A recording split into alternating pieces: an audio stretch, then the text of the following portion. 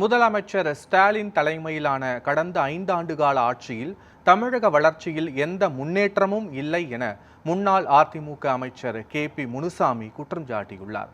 வேப்பனப்பள்ளி தொகுதியில் தேர்தல் பரப்புரை தீவிரமடைந்துள்ளது. அதில் அதிமுக வேட்பாளர் KP முனுசாமி திமுக ஆட்சியை கடுமையாக விமர்சித்து வீதி வீதியாக பேசி வருகிறார். இந்த நிலையில் மகாராஜகடை கிராமத்தில் பேசிய அவர், கிருஷ்ணகிரி மாவட்டத்திற்கு முதலமைச்சர் ஸ்டாலின் ஆட்சியில் புதிய திட்டங்கள் எதுவும் கொண்டு வரப்படவில்லை என குற்றம் சாட்டினார். மேலும் எடப்பாடி பழனிசாமி முதல்வராக இருந்தபோது அறிவிக்கப்பட்ட பல நீர்ப்பாசன திட்டங்கள் தற்போது நிலுவையில் உள்ளதாகவும் அவற்றை திமுக அரசு புறக்கணித்துள்ளதாகவும் கூறினார். இதனிடையே அதிமுக கூட்டணி வெற்றி பெற்றால் குடும்பங்களுக்கு 10,000 ரூபாய் உதவி மற்றும் ஆண்டுக்கு 3 இலவச எரிவாயு சிலிண்டர்கள் வழங்கப்படும் என வாக்குறுதி அளித்தார்.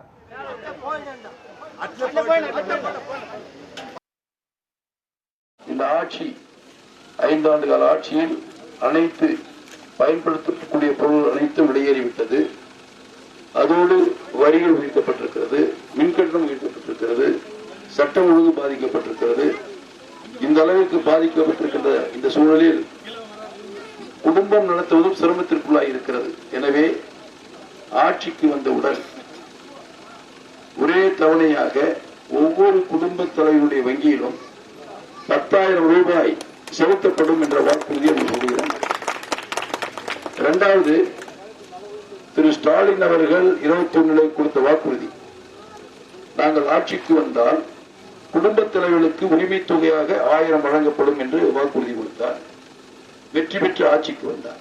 ஆட்சிக்கு வந்து 6 மாதமானது, 9 மாதமானது, 1 வருடமானது, கொடுக்கவில்லை. நாங்கள் சட்டமன்றத்திலே நானும் எதிர்கட்சி தலைவர்களும் பல சட்டமன்ற உறுப்பினர்களும் கோரிக்கை வைத்து போராட்டணும், ஆர்ப்பாட்டம் நடத்தினோம். நீங்கள் இந்த வாக்குறுதி கொடுத்துதான் ஆட்சிக்கு வந்தீர்கள், ஆனால் அந்த வாக்குறுதியை நிறைவேற்றவில்லை என்று போராடி பின்பு 3 ஆண்டுகள் கழித்துதான் இந்த வாக்குறுதியை அவர் நிறைவேற்றினார்.